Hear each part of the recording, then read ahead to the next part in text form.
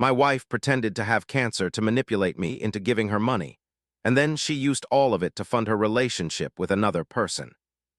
I've got to share this, as it's weighing heavily on me because I still can't quite grasp what just took place. My life feels like a film right now, and it's a dreadful one at that. And for anyone wondering, this isn't just something I dreamt up. I sincerely hope this wasn't real. Here's how this whole ordeal started. Roughly half a year ago, my wife, Emma, came to me crying. I'll never forget that moment. She was on the sofa, clutching a balled-up paper. And she was trembling so intensely, I thought she was about to have a breakdown. When I went to sit next to her, she gave me the paper. It was a medical report. Ovarian cancer. At stage 3. I can't even begin to articulate what I was experiencing in that second. My wife, my Emma, was ill. Seriously, it was awful. My thoughts were racing. I didn't know what to say, so I just stayed there with her, comforting her as she wept. All I could think about was, what do we do now? How do I support her? What if I lose her? She explained that she didn't want to tell anyone yet, not her family, not her friends, because she didn't want people to change the way they treated her. She expressed that she preferred to face this in private, between the two of us. At the time, it made perfect sense to me. I mean, everyone handles difficult news in their own fashion. Yeah, and if keeping it quiet was what she needed, I would respect that. But then things sped up very quickly.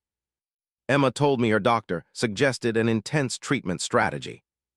She had to begin chemotherapy immediately. And there was this expert in a different town who could manage her care. The problem, her insurance wouldn't pay for it. She clarified that doctor wasn't in the insurance network, but he was supposedly among the very best. She didn't want to risk anything. She said, I just want to stay alive. I need you to believe in me on this. Naturally, I trusted her. I loved her. I didn't waver at all. I told her I'll do anything. During those subsequent weeks, I began doing anything I possibly could to assist. I worked extra hours. I got rid of my car and started relying on buses and trains. I even used money from the savings account we'd built up over the years, the one we planned to use for a home. Eventually, but what was odd was how Emma's demeanor began to shift. Initially, I attributed it to the pressure of her diagnosis, but reflecting on it now, I'm stunned I missed the red flags. She'd vanish for extended periods, telling me she was at appointments or treatments, but she never wanted me to accompany her. She claimed the chemotherapy made her feel unattractive and ill, and she didn't want me to see her. Looking like that, it crushed me to imagine she felt that way, so I didn't press her. I believed I was giving her room to process everything. Then there were those minor contradictions. She'd come home from her alleged chemo appointments, appearing perfectly fine. No sickness, no weakness, no loss of hair. When I brought up the topic of her treatment, she mentioned that she felt fortunate and wasn't experiencing as severe reactions to the medication as other people. She made a playful remark that she must have been made differently. Once more, I didn't probe because, honestly, I was completely clueless about chemotherapy. I desperately wanted to trust her account. However, just last week, something occurred that I couldn't simply overlook. While tidying up the house, I came across the diagnosis letter once more. It was tucked beneath a stack of papers on her desk. I'm not sure why, but I picked it up and read it over. This time, something caught my eye that I hadn't seen previously. The hospital's emblem at the top of the letter seemed peculiar, like it was slightly distorted, as if it had been copied and then placed there. Also, parts of the text didn't seem to be written in a professional manner. There were errors, actual mistakes, inside a medical diagnosis. I tried to convince myself that I was being overly suspicious, that I just didn't understand how these things worked. Nevertheless, I couldn't get rid of the feeling that something was amiss. Therefore, I searched the hospital's name online and located their official website. I compared the official letterhead on their website to the one on the letter. They were completely different. At that point, I was perspiring profusely. My hands were trembling so much that I could barely keep a grip on my cell phone. I reached out to the hospital and asked to confirm an appointment with the doctor listed on the letter. The person on the phone was pleasant, but puzzled. She informed me that they didn't have a doctor with that specific name. In truth, they didn't even operate an oncology unit at that particular site. I put the phone down and just remained there, rooted to the spot. I have no idea how long I stayed like that, but it seemed like an eternity. My thoughts were going a mile a minute. I kept telling myself this couldn't possibly be happening. There had to be some sort of reasonable reason. However, in my heart, I already knew. I knew the truth. That evening, I had it out with Emma. I didn't want to believe it, but I needed to get to the bottom of things. I showed her the written document and told her what I had learned. She just looked at me silent for quite a while as if she was considering her response. Then she did something I will never forget. She actually smiled. It wasn't a shaky smile. It wasn't an I got caught kind of smile. It was this icy, planned smirk like she found my discovery amusing. She looked me straight in the eyes and said, "You weren't meant to find that." That was the entirety of her response. No admission of guilt. No clarification, just those words. I can't even find the words to capture the emotions I experienced in that instant. Betrayal doesn't even scratch the surface. This was my wife, the individual I had the most faith in, and she had deceived me about having cancer. I gave up everything in my life for her, and it was all a fabrication. After that night when Emma gave me that smirk and told me, "You weren't supposed to find that," I was unable to rest. I was too enraged, too wounded, and just utterly perplexed. I needed clarification. Why would she lie? What was she doing with all the cash I had given her for her treatments? And how could she sit there? And she just stared at me like it was totally normal. The following day, I chose to investigate. Okay, I have to confess, what I did next wasn't exactly above board. But truly, after what she did, I wasn't concerned with that. I accessed her email account. I knew the password from when we had reserved flights together years prior, and I assumed she never bothered to update it. Initially, I wasn't even certain what it was I was hopping to uncover. However, I then came across a folder titled Receipts. When I opened it, I felt a wave of dread wash over me. Inside were phony invoices for chemotherapy sessions, medicines, and even meetings with physicians. All of them looked cheap, like something you could create in Microsoft Word in like 20 minutes. Yet that wasn't even the most awful thing. In another email exchange, I found a conversation with someone identified as Ryan. The messages were, to put it mildly, graphic. I'm talking about the kind of details you wish you could erase from your memory. Originally, I considered maybe she was just playfully chatting with some guy she met online, but as I continued reading, I understood it was far more significant. Ryan wasn't just some temporary thing. He was her actual boyfriend. At this stage, I was physically trembling. My mind felt like it was about to explode. I was stunned by what I was reading. Still, there was a crucial piece of information I didn't understand. What connection did Ryan have with the fabricated cancer? I then found an email from Emma to Ryan that had a subject line, "Our vacation." The email included a receipt for a luxury resort in Mexico, plus the plane tickets, hotel, and even spa packages. It was all financed with my own cash. That's when the reality struck me hard. Emma had been using the funds I provided for her medical care to pay for her relationship with this other man. I couldn't catch my breath. I thought I might be sick. All the evenings I worked late, all the things I sacrificed, all the feelings of guilt I had about not being able to do more for her. And she was using my money, the money I worked so hard to earn, on this guy. I didn't stop there. I couldn't. I desperately wanted the full story. Throughout the following few hours, I examined every single email, every piece of evidence, and any little detail I could find. Here's what I discovered. Emma and Ryan had been seeing each other for close to a year. The false cancer narrative began roughly 6 months ago, around the time Ryan lost his job. Emma had been taking funds from our shared account and moving them into a separate account established in her name, which she was using to support Ryan. It wasn't just the trip to Mexico.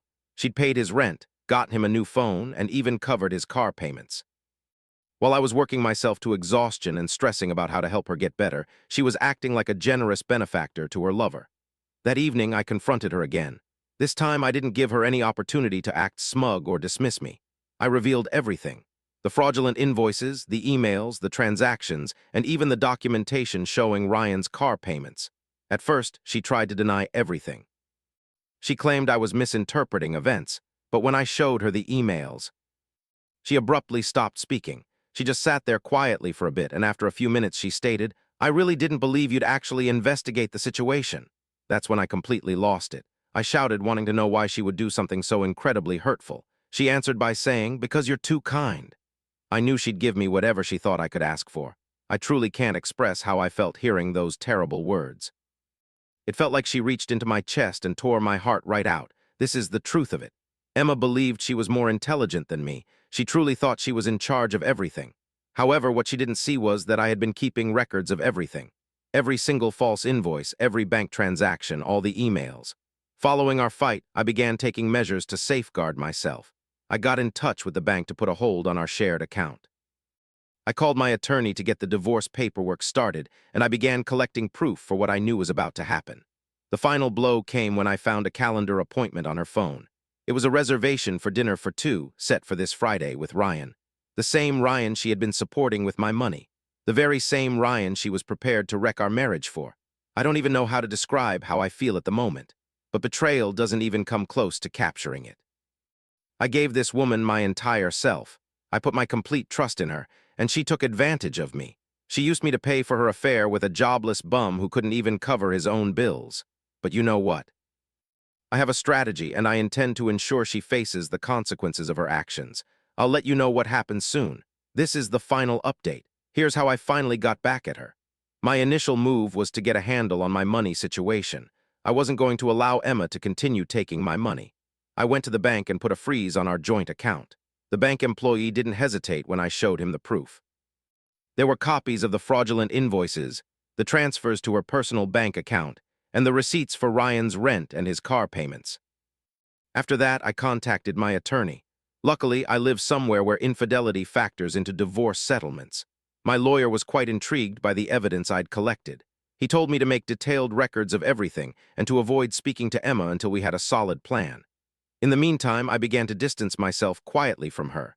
I changed the passwords on all my accounts, my email, my phone, and even my Netflix. When you're in a position like this, those small, little wins feel terrific. I also went to sleep in the guest room, telling Emma I needed some space to figure things out. She seemed completely okay with it. She was probably okay because she still thought she had the upper hand. But she didn't. Once my finances were solid, I figured it was time for the world to know what she'd done. Emma had been using a bogus cancer story for months, and I wouldn't let her get away with it. First, I called her parents. I've always been close to them, so this was one of the hardest phone calls of my life. They needed to understand what their daughter had been up to. So I laid it all out, the fabricated illness, the embezzled funds, and the cheating. Initially, they wouldn't accept it, but that changed when I sent them the documentation. Her mother broke down in tears. Her father declared he was finished with her. After that, I reached out to our inner circle. Most of them were utterly shocked. A couple were hesitant initially, however, once I showed the evidence, they were enraged. Emma had pulled the victim act with everybody, and now her carefully constructed facade was crumbling. The greatest thing was that one of those friends happened to be in human resources at Emma's workplace. I didn't need to prompt them. They simply sent my documentation to her supervisor.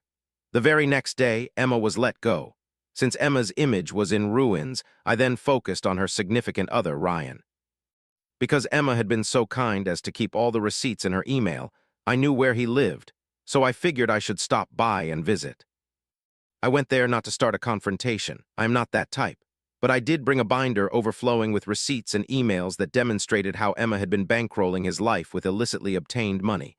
When I arrived at his front door, he looked bewildered. "Who are you?" he asked. "I'm Emma's husband," I replied. "Or at least I was. We need to have a conversation." At first, Ryan attempted to deny everything, but when I gave him the folder, his face went white. He mumbled some nonsense about how he didn't know the source of the money. I told him it wasn't important. I figured I'd tell you, I declared, that Emma's financial support had been completely withdrawn. No more cash, no more vacations, and certainly no more rent payments. "You're completely on your own now." After that, I walked away. I was at the point where I was absolutely prepared to seek a divorce. My attorney had acquired all the necessary proof to guarantee I would come out ahead. Naturally, Emma tried to portray herself as the injured party. She even attempted to persuade me to attend marriage counseling, saying we could fix things. But I wasn't falling for it. The same day I formally presented her with the divorce documents, I also gave her an official eviction notice. Emma didn't realize the house was legally mine. I purchased it prior to our wedding, and I had been the one covering the mortgage payments from the start. Legally speaking, she had no entitlement to the property. She was given a month to gather her belongings and move out. The expression on her face when she grasped that she was losing everything, simply perfect. This is where things got even wilder. After Emma moved out, I received a message from someone I never anticipated contacting me. Ryan's wife. Yes, you read that correctly. Ryan was also married. His spouse, Lily, found out about the affair around the same time I did. She informed me that Ryan had been deceiving her for ages, saying he was working late, while he was actually spending time with Emma. She also revealed to me that Emma had been transferring funds directly into Ryan's personal bank account, money that he then used to treat them both to dates. Lily and I eventually met for coffee to exchange details. She was just as furious and wounded as I was. And honestly, it was a relief to talk to someone who understood my situation. I was really struggling with everything. My friends and I, we decided to band together to hold Emma and Ryan accountable for what they did. Lily also started divorce proceedings. The last update I got was that Ryan was staying in a rundown motel room and Emma was temporarily staying with friends who still hadn't completely abandoned her.